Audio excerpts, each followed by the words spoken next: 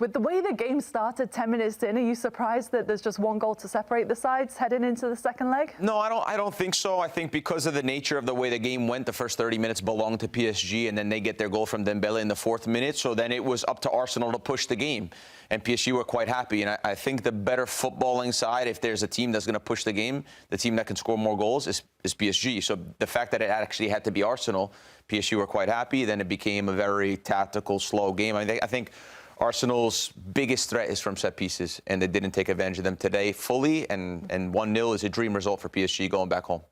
They no doubt the happier of the two sides, Nigel. PSG tonight away from home with that advantage. Yeah, definitely. It's vital to get that first win, and especially when you get it away from home, because we've seen how they are at the Parc des Princes, and they're a sensational team. I felt for me that we didn't see the full level PSG. We saw great footballing elements of how they control game, how they dictate game. The midfield was, for me, the most dominating force in the game today. But Arsenal is still in it. It's only 1-0 lead, and, you know, now it's win or go home. So Arsenal's still in. I think the lack of PSG killing that tie off and getting that second and third goal. We're going to talk about, obviously, Bradley Barcola came on as a substitute.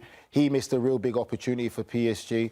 But on the same end, Arsenal missed 2 great chances. You talk about Trossard. They didn't miss him. Trossard. They didn't miss him, my friend. An Italian goalkeeper. They didn't miss him. An Italian goalkeeper does his job. Donnarumma. He was. Credit to Donnarumma. Who was sensational on the night. Sensational. He's been on a revenge tour, Gianluigi Donnarumma, and this is the moment where he has stepped up to the biggest stage, finally. Because, like we said, throughout the history of the Champions League, he's had a couple of moments with PSG where you could say he's been culpable for a downfall, the catalyst for a PSG elimination. This time, he's the one that kept Arsenal at 1-0. And like you said, I think PSG should have taken more advantage of that dominance. In the first 30 minutes, Arsenal couldn't breathe. They had no oxygen in those first 30, 35 minutes. And although it's a good result, I think at the beginning of the game, if you would have told PSG you're going to walk away with a 1-0 win at the Emirates, I think they would have signed off. But the dominance was so much in those first 35 minutes that you say, maybe they should have walked away here with a larger cushion to take the Parc des Princes. So do you think Arsenal should feel lucky in some ways that it's just 1 goal separate, even though Arsenal obviously did have the chances, like you said, with the amount that PSG had in that first half, Nigel? Will they be happy that there's just 1 goal between them? Arsenal have to go in this with confidence. It's football. It's why we love the game. Anything is possible. They're only 1-0 down. That's what the positive is about this result. And also they can look to say, we did have 1 or 2 chances. And a lot of their chances came from 1 or 2 of their players when they took the emphasis to actually drive with that ball at that heart of that PSG team. And they laid it off. Declan Rice did it once.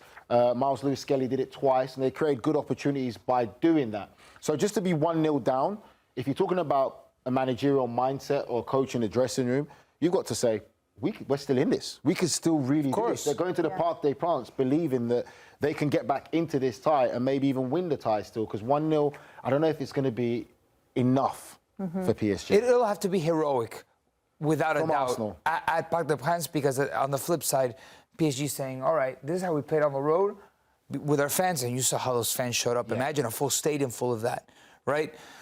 That we can exercise a little bit more control. That Arsenal, for them, it's going to be an even higher emotional hill, psychological hill to get over, to be able to have the type of control, the type of aggression that they finally did have at points in this game. But ultimately, other than those 2 Donnarumma moments, they didn't threaten PSG. How worried were PSG throughout from minute 0 to minute 90? I don't know if they were alarm bells at maybe a couple times that they got caught, maybe a couple. But overall, I don't think it was a very worrisome game for PSG on the road. I think that if you were talking pure football, like tactics and talent and players and being able to make the game, PSG is miles ahead of Arsenal. Arsenal won against Real Madrid because they said, okay, we're good defensively, we're organized, and we're good on set pieces. And they showed those things against Real Madrid. I think that they were not even great against Real Madrid. I'll say that also because I know everyone's singing Arsenal's praises because they get by this Real Madrid side that lost 12 times this season, by the way. So it was a little bit of an illusion, this great Real Madrid. And everyone was thinking about the ghosts of the past. Oh, they're going to find a way to come back. But in reality, for me, Arsenal played in a low block against Real Madrid, and they knew, okay, when we turn the ball over, we have to worry about 3 guys, Vinny, Rodrigo, and Mbappe, on the counterattack. That's it. Today against PSG, they had to worry about 10 guys, 9 guys that were good in possession, and they started the game with too much respect for PSG, the way they did against Real Madrid, and they played in a low block, and they tried to be defensively sound. But what PSG did was said, okay, no problem. We'll have 70% of the ball, we'll pop it around, and you're not going to get a sniff. And it took Arsenal about 40 minutes to get themselves into a game. So they lost 40 minutes of this tie just because they played in such a low block and invited PSG to play comfortable football. I mean, we keep saying, oh, PSG were fantastic today. Yeah, I mean, I'm fantastic too if I'm playing against you and you stand over there. I'm not so sure. But I'm not so good if you come and press me and make it a difficult game for me. And they made it too comfortable in the first 40 minutes for PSG. That's where I saw that they're going to feel bad about that. And I have to disagree also. They're going to go to Parc des Princes. I don't see how they get back into the game. Early set piece, something. But I don't see when they were forced to make the game. We saw 45 minutes of them forced to make the game to get back in. They couldn't do it. Yeah, but not even at home. It's going to be even more difficult there.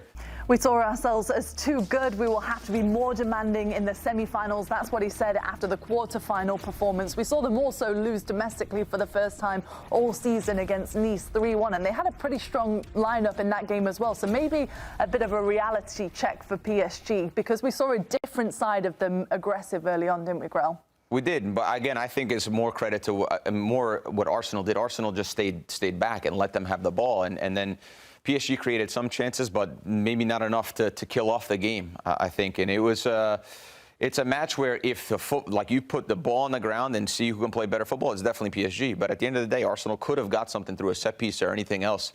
I think also PSG losing the league because lack of motivation is there. Obviously, they have this game coming up, so that, you know, they're already thinking about it. So I think they do. Hold up, I did think they do have some motivation. Nobody ever won Ligue 1 undefeated, and they really won. But you have Champions League midweek. Yeah, I get it. I mean, you won it, right? That's check first. But he played his best 11 essentially. Yeah, but how big is that carry? Weekend. Yeah. I get it. For me, I'm definitely not even playing in that game. Yeah. Oh, that listen, these players are young. They want to get it done. I do agree with you, though, that for Arsenal, look, I kind of find myself in between both of you guys. I don't see this ties over. Huh? No, but listen, because PSG were so good that you would say, all right, if Arsenal's going to do the same thing, if they're going to sit in that mid block, let the midfield play, I'm confident that I'm going to be able to break them down.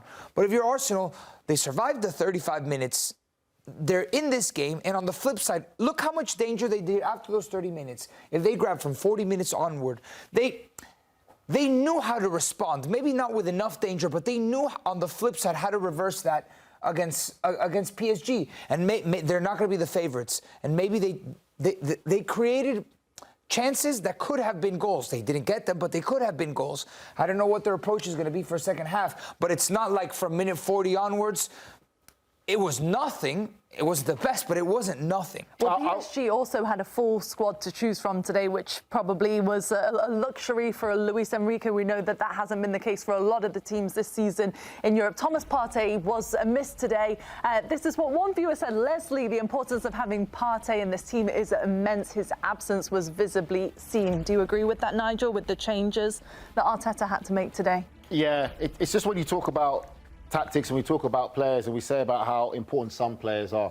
When you're a defensive midfielder, sometimes you can't coach that element of seeing danger, knowing where danger is. These players naturally do it. You talk about the greats of Makelele and some that have gone before Thomas Partey, but it's about knowing that danger, that void he can feel. No, Nico, I'm not saying he's Makelele, but what he brings this Arsenal team of knowing danger, where to go, how to stop this play, and being calm and collected on the ball, being that physical presence, that was what I felt was missing today. Because he's a physical presence, he's also very athletically gifted, and you can see it because now you had Declan Rice having to do that job, and it's not something you're going to get the best out of Declan Rice from. You want Declan Rice to be the one driving forward, getting forward and making things happen, and you want Partey to be that one that just dictates and helps the centre-backs win the ball back. I felt he was a big miss today.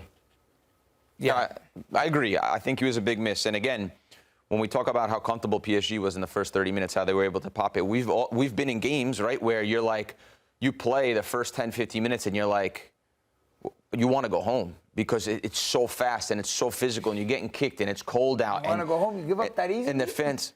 Okay, I'm going to kick you after this for 15 minutes, and you see if you want to stay here. And it becomes such a difficult challenge, and you think as an attacking player, my God, every time I touch it, I can't get turned, I can't face them, I can't do the things I want to do. As an attacking player, you want to take guys on, you want to shoot, you want to create things.